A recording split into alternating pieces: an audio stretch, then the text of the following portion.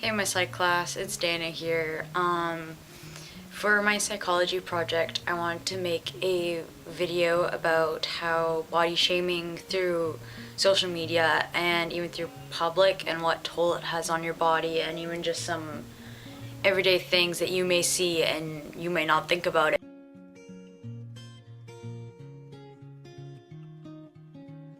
Start by saying something that I actually had an experience with just last week in class.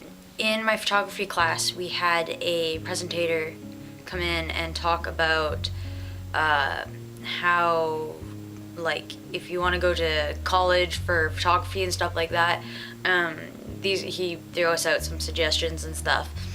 And during his presentation, he was talking about how Photoshop and stuff, and he was saying that if a model has a blemish, you can use Photoshop to cover it or whatever, this, that, and the next thing. And I put up my hand and I said, why does that have to happen? I don't see why there can't be a model with a blemish or two. Why does everyone have to be perfect in this world? I feel like you should be able to embrace those little flaws that make you who you are. And that kind of leads into the social media. On here I put social media, Tumblr, and Instagram, because I want to start off by talking about thigh gaps. So for all those Tumblr users, and for whoever started this trend, thigh gaps, I'm very disappointed by this. I want to tell everyone who is a girl or a guy and you're like, oh, thigh gaps. Thigh gaps don't mean anything, because I heard some really weird rumors going around what thigh gaps meant, and that's definitely not what they mean. Thigh gaps mean that you have wider hips and that your legs are slightly farther apart than a normal set body. It doesn't mean that your legs are skinnier or that you're more pretty. Thigh gaps don't mean nothing.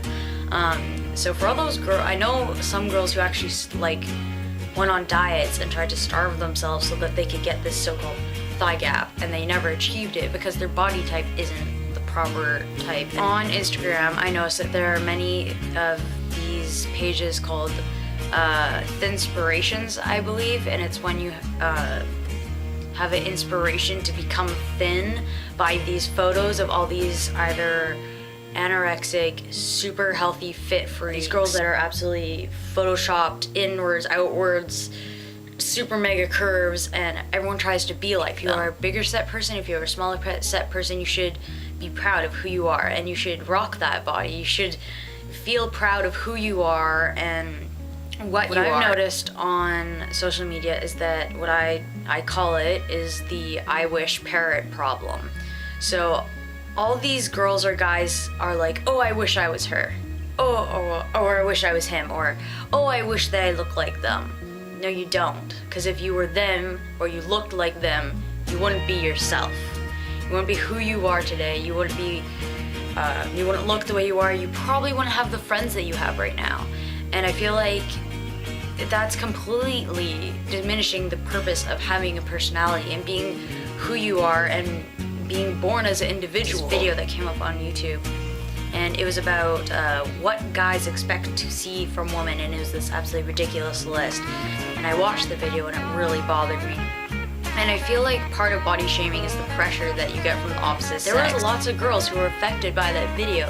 A lot of girls went out and tried to lose weight and did this, that, and the next thing to think that they'd impress guys. And not all guys are the same, just like not all girls are the same. You know how in middle school they have these really strict school clothing codes for whatever, blah, blah, blah, this, that, and the next thing? Since when have shoulders been provocative? Since when have knees been provocative? Girls or guys can't wear muscle shirts because it's distracting to the opposite sex. And then you know what? We need to get better brains in our head, and we need to realize it's okay. It's skin. It is a shoulder. It's an elbow. It's an arm. It doesn't change anything. It's a knee. How are shorts not okay to be worn? How are shorts seen as some inappropriate thing for girls or guys to be wearing anywhere? Lots of girls who wear shorts can have cat calls yelled at them. You see it on a day-to-day basis, and you probably don't even know it's there. magazines. Magazines are the worst things for body shaming. This girl is photoshopped out of her head, out of her mind, out of everything. But the thing is, you can't tell because they do such a great job. Just the titles around this magazine are extremely body shaming. Bikini body now. What is a bikini body? Why do we have to have a certain type of body to wear a bikini? Eat up, slim down. Why do we have to be slim? Why do we all have to look the same? Sexy summer hair. I guarantee you if I went to this page, every single girl with sexy summer hair has some form of long hair or has either brown or blonde hair. Both have long hair, one's brunette, one's blonde. One's brunette, one's blonde. And that's it.